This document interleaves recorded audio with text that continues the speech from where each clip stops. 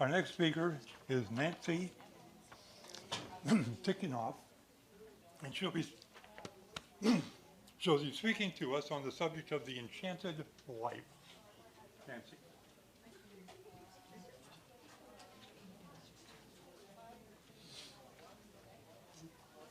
Hello, everybody. I'm going to try to use this microphone because I hear a lot of noise out there and it's distracting me, so I can imagine how you might feel. Are you okay in the back there? Okay. It sounds to me like I'm shouting, but I'm told that's not your experience. So, okay, my name is Nancy Tikunoff, and I'm with Forward Progress Health and Wellness. And welcome to this discussion about how to have an enchanted life or a happy life. So I had some slides prepared for you, but we're not able to do that. So I'm gonna have to do some visuals for you. So just a bit about me before we get started. I have been in the healthcare field. See, if I move, then we lose the sound. I've got to be still. Okay, so I've been in the healthcare field through nursing and mental health counseling and life coaching for about 45 years now. And over that time, I've had the opportunity to observe how people think about their health, both their physical, their mental health, and even their spiritual health. And then I've just had an opportunity to see how people, most people think in general. So over time, I started to discern a pattern about the people who got well quicker, who were just happier in general. And I'm just looking and noting this. And then finally, after a few years, took me a little while, I narrowed it down to just this one key element that the well and the happy, I'm going to call them, have in common. Does anybody just want to take a stab at what it is? Just throw your hand up, popcorn answer. Joy? Inner joy. That's really good, but that's not what I was going for. No, you still get an A+. Anybody else? Gratitude? Okay, you guys are really close. I'm gonna give you an A. So what it is, it's their thinking. And of course, these are the things they're thinking, joy and gratitude. So you're on the right track for sure. Yeah, and so it's what we focus our energy on. So I could have two patients or clients, say with the exact same condition or circumstance or, whatever it is, and they would have two totally different outlooks. They could be like around the same age, they could have similar life circumstances, and just depending on their outlook, their attitude, they get different results. So we'd have the one people over here, the weller and the happier, and if it's, say, a physical, somebody had surgery or something physical, I would see them have less pain. Pain was always showed up as a difference. They would have less complications or no complications, and they would just recover faster. And I would notice their attitude, they would be grateful, like, oh, I'm glad to have somebody to help me. And they would be hopeful that they could get better, like I'm gonna beat this thing. And most of them also had a belief in a life force greater than themselves to help them out. And I would just see these patients or clients do better. And then we had the other group that did not fare so well. And a lot of them would have attitudes of like blame or anger or victimhood. And I would see those patients or clients struggle. And they definitely would have more pain. It was harder to get their pain under control if we're talking about a physical situation, as a nurse. And they usually felt like they were alone. They didn't have that sense of there's something else out there helping me. And so they would get, different results. I'd often see them have complications, more severe complications, harder to get their pain under control, and they just struggle. And they often felt, alone, like they would be thinking things like, well, nobody here really cares about me. And it's all their fault that I'm in this mess in the first place, and very different results from just those mindsets. So I wanted a recent magazine article just in January of 2023, so we're just talking like 6 months ago, Health Magazine reported this growing body of evidence that directly links the development of heart disease, development of diabetes, autoimmune disorders, which I have seen become rampant over the course of my career, and other physical ailments are directly linked to negative thinking. So this just tells me that the science is catching up about what I've been seeing with my eyes and my experiences all these years, and I'm glad to see the science catching up. But it's very validating to me to see that science report that. So I was really interested, when I discovered this and, just working with people. So I studied it and tried to implement what I learned in my own life and in my clients' lives all these years.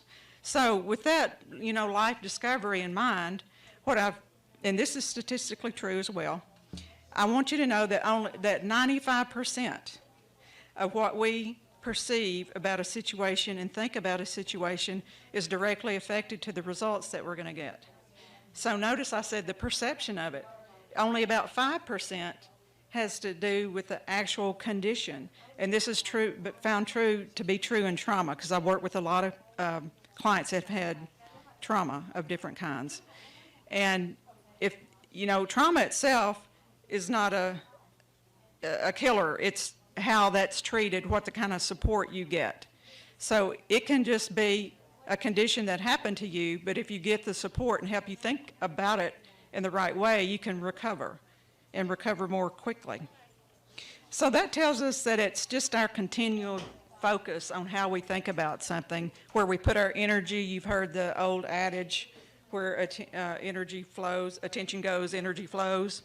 So it's where we put our focus on most of the time. And if we're focused on the negative, obviously that's going to sap our energy, and that's where our energy is going to go. So, just an occasional thought or two is not going to throw us off track, because we all, thoughts are just like clouds. They just float on through. You don't have to accept them. But so an occasional thought or two is not going to throw us off track, but whatever you keep your mind on, 51%, the majority of the time, and you immerse your mind on that, that's the results that you're going to get.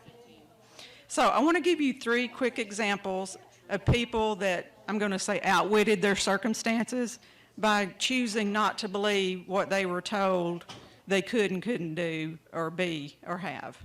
And one of them is a doctor named Viktor Frankl. He was an Austro-Jewish psychiatrist who managed to survive a concentration camp experience in the Nazi Holocaust. And how he managed to do that was he figured out over time that, and he names this in his psychological theory called the ultimate freedom. And that is the truth that man has the choice to think what we will and assign what meaning we want to assign to anything that happens to us. And obviously, a concentration camp experience, you can't get any more horrible than that. But he developed a psychological theory on that belief system, managed to survive that concentration camp experience. And then another guy that you might have heard of, named Michael Jordan, a wildly successful NBA player in the U.S., was actually told as a teenager that he was no good at the game. How can you believe that? So yeah, obviously we're so glad he didn't listen to that, and he set his mind on what he wanted to believe and took the actions toward it, and look at the results he got. The other one, another very famous person named Oprah Winfrey, who's been very successful in the TV business, and she has lots of other, business ventures she's been very successful in. And she was actually fired from her first job as a TV anchor and told that she wasn't cut out for this kind of work. So, just don't believe everything everybody tells you. You're your final authority on things. And those are 3 really good examples of people that defied what they were being told they could and couldn't do. Okay, so here's what happens with us as humans. So we have thoughts, what we're thinking about, and then we have, that generates emotions, what we're feeling in our body, and then that generates actions, what we do, or in the case of like avoidance or procrastination, what we don't do, but it's still an action piece. And you put all those together, your thoughts, your emotions, and your actions, and you get life results. And that's what you're experiencing in your everyday life that you're seeing as a result of that. So, along with those thoughts and feelings, usually come words out of our mouth that corroborate that thinking. So I want to give you 3 examples that are common everyday examples that you'll be able to relate with. See if you can identify and relate with these. And as I describe them, just notice how they make you feel. Like, what's the energy around this? What's some of the thoughts that you're having? So the first one is that you and your spouse have a disagreement. So one or both of you are just, you just keep throwing those little bits of, snark or blame or whatever it is you're doing onto the flame. And you can just feel your anger and your frustration going higher and higher, and probably by this time your blood pressure as well. And it's just, it's just out of control, and it just, yuck. So unless one of you raves the surrender flag, or calls a truce, you're just going to both be unhappy and upset. So just listening to that scenario about the thinking and the words that came out of my mouth, anybody just want to pop up and give a feeling that you felt or some energy around that? Yes. 2-minute warning, thank you. The energy of the 2-minute warning. Okay, let me keep going. Scenario number 2, you go to balance your checkbook. So you notice there's a significant gap between the account balance and the number of days on the calendar until your next known resource is coming in to balance that right back up. So you feel panic and just surge in your body, and as soon as your partner comes home, you announce, "We're broke." So how does that feel? Okay, scenario number 3. You just stepped off the scale at the doctor's office at your annual visit. Not only did you not lose the weight that you intended to the last time you were there, but you actually gained some additional pounds. So now the doctor, gives you the exercise and diet conversation, and as you go to leave, you're getting in your car and you're thinking, why should I even bother? I've been overweight for so long, I'm never going to change. In fact, I'm just going to go through my favorite drive-through on the way home and get some comfort food and make me feel better. So, energy around that. Yuck, right? So let's just take a deep breath and clear out that negative energy. It feels nasty even to me to say it up here. Okay, so now let's revise those scenarios in a different way of thinking and talking about it, and let me know how the energy around this feels. If you can feel it in your body, that's great. So the argument with the spouse, one of you starts thinking, this is going from bad to worse. And I really do love him or her, and they actually have some good qualities. And what I really want is harmony and love in my home. That's what I really want here. So I am going to call for a recess where we can talk about this when I'm more calm, we're more calm.